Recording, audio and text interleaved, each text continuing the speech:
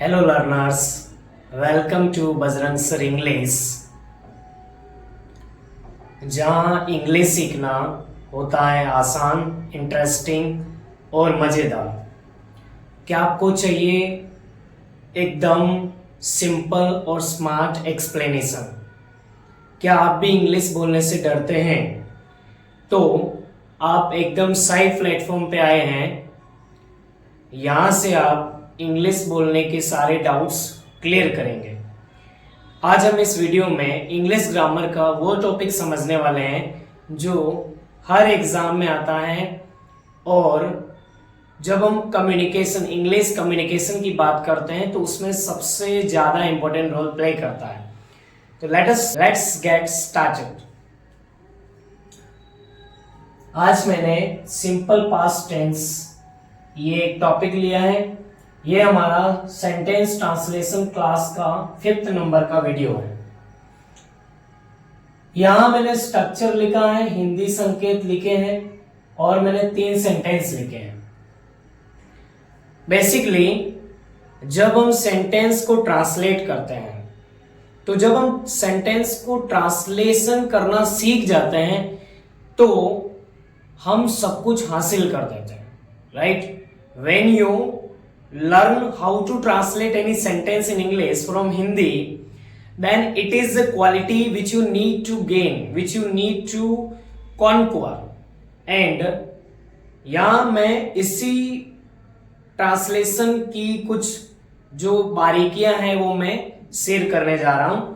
सबसे पहले हम देखते हैं कि सिंपल पास्ट टेंस का स्ट्रक्चर क्या होता है।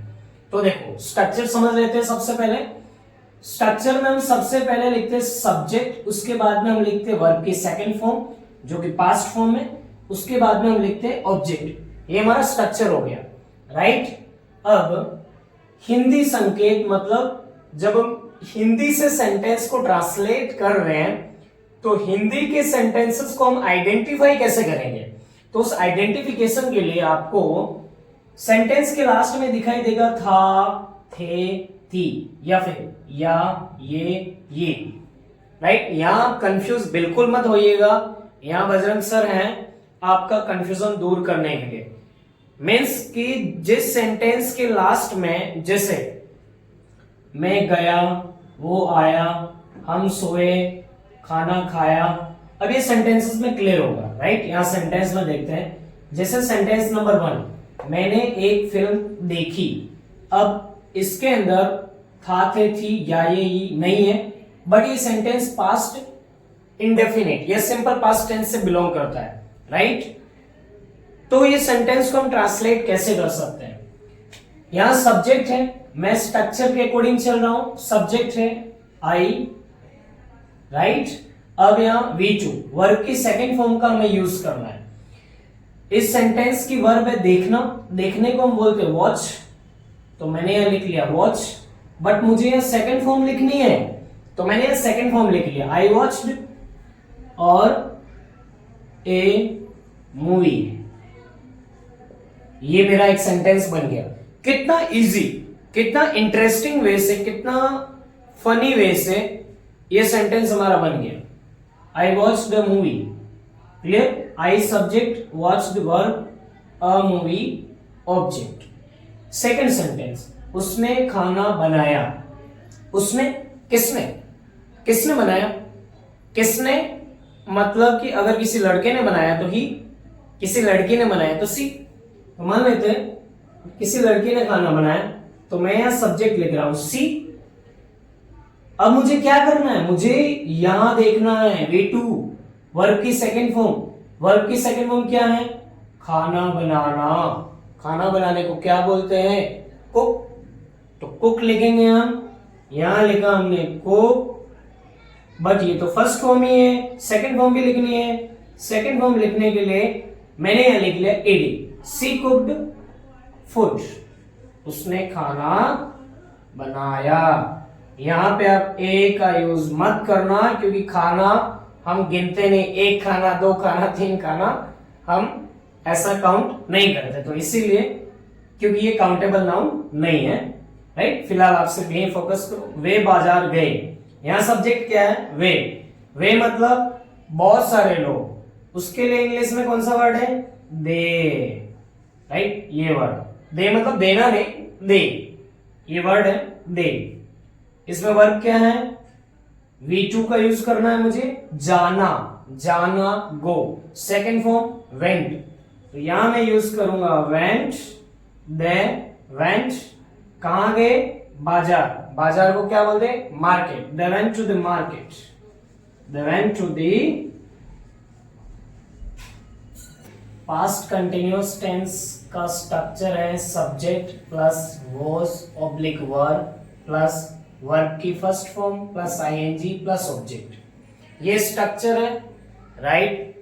हर एक टेंस का जो स्ट्रक्चर है वो सबसे इंपॉर्टेंट है, right, because structure will tell you how to create a sentence, how to put words in a sentence, right. तो ये हमें स्ट्रक्चर बताता है, तो स्ट्रक्चर इंपॉर्टेंट है।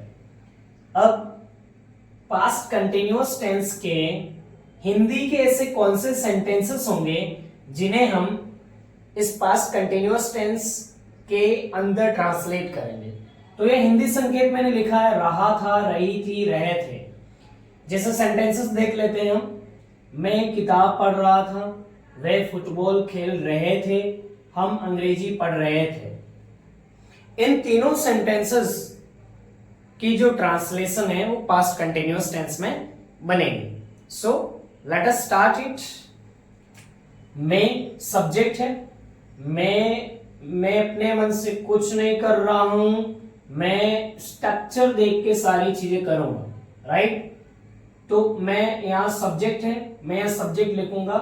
सब्जेक्ट को हम बोलते हैं कर्ता, हिंदी में मैं, इंग्लिश में आई, मैं, राइट। अब वॉज और वर, तो जो वॉज का यूज है वो आई, ही, सी, इट या फिर किसी का भी नेम हो, जैसे राम, श्याम, कृष्ण, राधा, राइट। किसी भी पर्सन, किसी भी थिंग का नाम हो तो हम वहां वॉज का यूज करेंगे। वर्क का यूज हम करते हैं प्लूरल के लिए, जैसे यू के लिए, वी के लिए और दे के लिए। क्लियर? तो आई, मैं एक किताब पढ़ रहा था, ये सेंटेंस है, इसका सब्जेक्ट है मैं मतलब आई के साथ हम यूज करेंगे वॉज, आई वॉज। पढ़ने को क्या बोलते हैं? रीड, तो मैं लिखूंगा रीड। बट यहां लिखा हुआ है V1 प्लस आईएनजी, रीड मतलब पढ़ना, V1 है। अब मैं इसके साथ में आईएनजी का यूज करूंगा, तो ये मैंने किया इसके साथ आईएनजी का यूज, आई वॉज रीडिंग। अब मुझे लिखना है ऑब्जेक्ट। ऑब्जेक्ट क्या है? मतलब सब्जेक्ट जो काम कर रहा है, तो बिना ऑब्जेक्ट की हेल्प से कर ही नहीं सकता है। तो इसमें आपको देखना है कि मैं आ गया है, पढ़ रहा था आ गया है, अब बचा गया एक किताब। एक किताब इसका ऑब्जेक्ट है, मतलब a book, I was reading a book. Second sentence, way football खेल रहे थे। वे सब्जेक्ट क्या है? वे के लिए इंग्लिश में वर्ड है दे, राइट। अच्छा दे, ये तो प्लूरल है ना, एक नहीं है, एक से ज्यादा है, तभी हम वे का, दे का यूज करते हैं। तो इसके लिए वॉज नहीं, वर्ब का यूज होगा, दे वर्ब। अच्छा, अब मेरी वर्ब क्या है? खेलना, प्ले करना, प्ले, तो मैं लिखूंगा प्ले। बट मुझे कंटिन्यूअस टेंस में आईएनजी का यूज और करना है, तो मैं यहाँ आईएनजी का यूज कर लेता हूं। दे वर प्लेइंग, क्या? ऑब्जेक्ट। जब भी आपको सेंटेंस में ऐसा लगे कि सेंटेंस के अंदर ऑब्जेक्ट क्या है, राइट, कि मैं ऑब्जेक्ट आइडेंटिफाई नहीं कर पा रहा हूं, तो ऐसी कंडीशन में आप पूछिए कि सब्जेक्ट क्या कर रहा है। जैसे मान लो सब्जेक्ट खेल रहा है, तो खेल क्या रहा है? फुटबॉल खेल रहा है, तो यहां पे they were playing football. Sentence is finished. Third sentence, हम अंग्रेजी पढ़ रहे थे। हम के लिए इंग्लिश में वर्ड है वी। वी ये भी एक प्लूरल वर्ड है, तो इसके लिए भी वर्ब का यूज किया जाएगा, वी वर्ब। पढ़ना स्टडी या रीड स्टडी, मैं यहाँ स्टडी लिख लेता हूँ। वी वर स्टडिंग, आईएनजी का यूज करना है, we were studying English. Let us start the past perfect tense. Past perfect tense का structure subject plus had plus verb की थर्ड फॉर्म प्लस ऑब्जेक्ट, ये हमारा स्ट्रक्चर है। और हिंदी संकेत मीन्स हिंदी के सेंटेंस की लास्ट वर्डिंग क्या रहेगी, ताकि हम ऐसे सेंटेंस को आइडेंटिफाई करके पास्ट परफेक्ट टेंस में ट्रांसलेट कर सके। तो इसके लिए आपको देखना है चुका था, चुकी थी, चुके थे। चुका था, हो गया था, कोई भी काम डन हो गया था, परफेक्ट हो गया था, उसे हम पास्ट परफेक्ट टेंस में ट्रांसलेट करेंगे। इंग्लिश सीख के हम हो गए स्मार्ट, ग्रामर के रूल्स लगे हमें हार्ड, पर बजरंग सर लेकर आए प्यार। अब तो पास्ट परफेक्ट टेंस भी लगता है यार। देखते हैं आगे। मैंने अपना होमवर्क पूरा कर लिया था, तो इसमें सब्जेक्ट क्या है, मैंने मतलब आई, हेल्पिंग वर्ब हैड, V3 मुझे इसी को देखना है। यहां हिंदी में क्या लिखा हुआ है मुझे नहीं दिखाई दे रहा है, मैं सिर्फ यहां देख रहा हूं। आई हैड, V3 वर्क काम, अपना होमवर्क पूरा करना, होमवर्क पूरा करना मीन्स कंप्लीट करना। आई हैड कंप्लीट, बट इसकी थर्ड फॉर्म लिखना है तो कंप्लीटेड। आई हैड कंप्लीटेड क्या, ऑब्जेक्ट, मैंने क्या कंप्लीट किया, अपना होमवर्क, मेरा homework, my homework. I had completed my homework. Second sentence, वह स्कूल जा चुकी थी। सब्जेक्ट वह मीन्स सी, सब हेल्पिंग वर्ब हैड, वर्ब की थर्ड फॉर्म जाना, go, second form went, third form gone, she had gone. कहां, स्कूल, टू स्कूल। थर्ड, हम शिक्षक से मिल चुके थे, हम, वी हेल्पिंग वर्ब हैड, मिलना वर्ब की थर्ड फॉर्म मिलना, meet, met, met, we had met, शिक्षक से we had met to the teacher. Let us start past perfect continuous tense. Structure है हमारा subject plus had been plus verb के first form plus I N G plus object plus, अब इसमें नया क्या add हो गया, अब तक तो ऑब्जेक्ट लास्ट था ना, बट अभी इसमें नया क्या ऐड हो गया, अभी इसमें नया ऐड हो गया है दो चीजें, सिंस और फॉर। ये क्या होता है ये समझते हैं अभी, सिंस और फॉर, राइट। सिंस का जो यूज है वो है एग्जैक्ट टाइम के लिए, अगर कोई पर्टिकुलर टाइम जो एग्जैक्ट है उस टाइम के लिए हम सिंस का यूज करते हैं। और फोर है ड्यूरेशन ऑफ टाइम, मीन्स कि समय अवधि के लिए, जैसे 2 घंटे 3 घंटे, सेंटेंसेस में समझ लेते हैं, आसानी से आपको समझ में आ जाएगा। जैसे मैं मतलब आई 2 घंटे से काम कर रहा था, मैं काम कर रहा था, बट कितने घंटे से, 2 घंटे से। वह सुबह से सो रही थी, वह सो रही थी, बट कब से, सुबह से। इसमें यही सबसे इंटरेस्टिंग बात है, परफेक्ट कंटिन्यूअस टेंसेस जो हैं, इस टेंस के अंदर आपको कोई काम कब से चल रहा है, कब से हो रहा है, ये दिया जाता है, इसीलिए ये 2 वर्ड न्यू ऐड हो गए। अगर वो काम किसी फिक्स टाइम से स्टार्ट हुआ है जो अपने को पता है, तब तो हम यूज करेंगे सिंस का, बट अगर वो टाइम पता ही नहीं चल रहा है कब से स्टार्ट हुआ है, ड्यूरेशन दिया हुआ है 2 महीना, 2 वीक, 2 साल, 2 घंटा, तब 4। जैसे मैं 2 घंटे से काम कर रहा था, आई हैड बीन, मुझे फॉर्मूले को देख के ही, स्ट्रक्चर को देख के ही सेंटेंस की ट्रांसलेशन करना है। आई हैड बीन, ओके मैंने लिख लिया।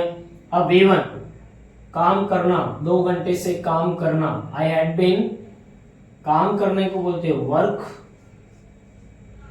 मुझे इसके साथ ing का भी यूज करना है, ing, I had been working, object, I had been working.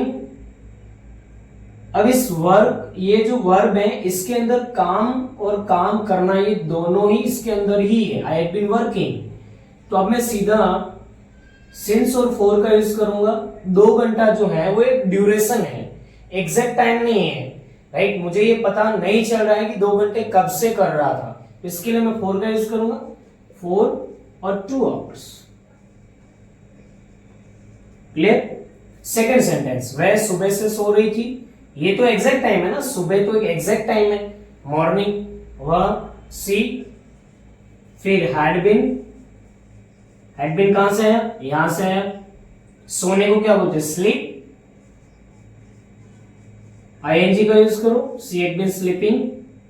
Since और फॉर, सिंस का यूज क्यों, क्योंकि एक एग्जैक्ट टाइम है, सिंस मॉर्निंग, सुबह से morning. If you like the video, then like, share or subscribe to the channel, and don't forget to hit the bell icon so you never miss an update. मिलते हैं next video में ऐसे ही English की मजेदार और interesting exercise के साथ, right.